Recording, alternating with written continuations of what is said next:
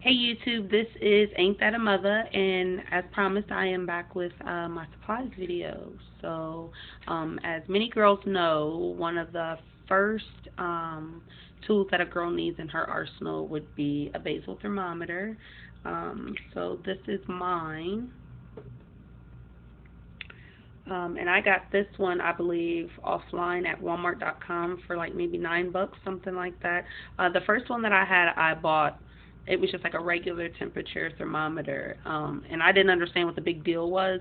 Believe me, there is a difference. The basal thermometer will be a little bit more expensive, but it's going to give you a more accurate temperature. So instead of it just telling you your temperature is 97.7, it'll tell you your temperature is 97.73.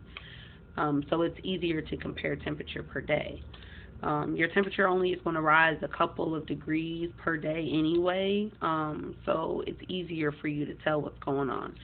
So this one is mine. It's purple. Pink and purple are my two favorite colors. And it actually does record the last recorded temp. So, oops, it was upside down. But I could actually wake up in the morning and take my temperature and just go back to sleep. And then when I actually get up for work, my temp will show up real quick. I have to be quick about it, of course, and record it in my Fertility Friend, which I wish I could show you guys Fertility Friend, but I am recording this on my phone. Like I said, I do apologize about the quality of my equipment, but I do plan on changing that soon. So, yeah. Fertility Friend is awesome. I have the app on my phone. It'll help you calculate, ovulation and things like that. And you also can just record your temperature, and instead of having to actually chart it out, you just enter it in digitally, and it'll automatically chart it for you. It's so easy. And then you can even compare charts. It's really, really nice and simple. And when you first subscribe to it, it sends you daily emails and lessons. I believe for the first 2 weeks, so that you really get to learn your cycle. And it'll let you know at this point you should be ovulating and different things like that. It's a very, very helpful tool. It taught me a lot in the beginning. Fertilityfriend.com, or if you have an Android, in the Android market. I sell cell phones, by the way, so if I get too anyway, I probably shouldn't have said that. So yeah, that's the first thing. The second thing would be OPK. Some women use the cheapies, the online cheapies. I prefer not to. I use the Clear Blue Easy Smileys. They can be a little expensive, but honestly, in my opinion, if you're complaining about the price of OPKs, you probably shouldn't be trying to have a baby right now. But that's just how I feel. So yeah, this is Clear Blue Easy digital monitor reader joint thing. And then this would actually be a test strip. It's in here. And I have one that's open that I'll show you. And I'll show you how to use it. This is one of mine. I write on mine, and I keep track of them. I keep them. My thumb is shaped kind of weird right here. I completely demolished my arm when I was younger, so it's kind of gross. But yeah, this is from my first cycle, day 6. So this was my first cycle, my very first one, and of course it was a negative. And what I do with those is I have these Ziploc bags like this, and on them I write what cycle they're from and which day I actually got my Smiley on. So for my first cycle, I got my Smiley on day 15.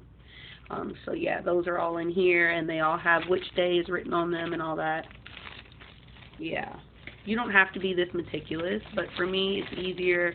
It helps with tracking. It's easier if I have a quick question, what's my average? I can just look right at these, or I have Fertility Friend too, of course. But so yeah, the way that you use these is that you would just take one of these in the wrapper and take it out, and it would look like this here, minus the writing. And you inject, or, put that, see the little pink arrow here? Pink, I love pink. and the pink arrow here, and you just click the 2 arrows together like this, and it'll come on. And you pee on this end. I'm not going to open that because this is an old one, so it actually has pee in it. Pretty gross. And once you start peeing, that little indicator in there will begin to blink. And once that blinks, you just want to put that down on a nice even surface. Usually I do that in the morning, you know, get up, wash my hands, brush my teeth, of course. And usually by then I'll have a result. And the way that this works is on the days that you are not ovulating, you'll just get a circle there. And on the days that you are ovulating, you'll get a smiley face. So smiley faces are always nice, especially when they come when they're supposed to. I learned that very early on in OPKing. Stressing over a smiley face will cause your smiley face to be later and later every time. So that's never good. Just try to relax as much as possible. You hear that a lot in TTCing, and it sounds stupid, but it's really, really true. Like, stressing about stuff really makes it worse. Honestly, it really does. And then I also have Pre-Seed. Pre-Seed is a fertility-friendly personal lubricant.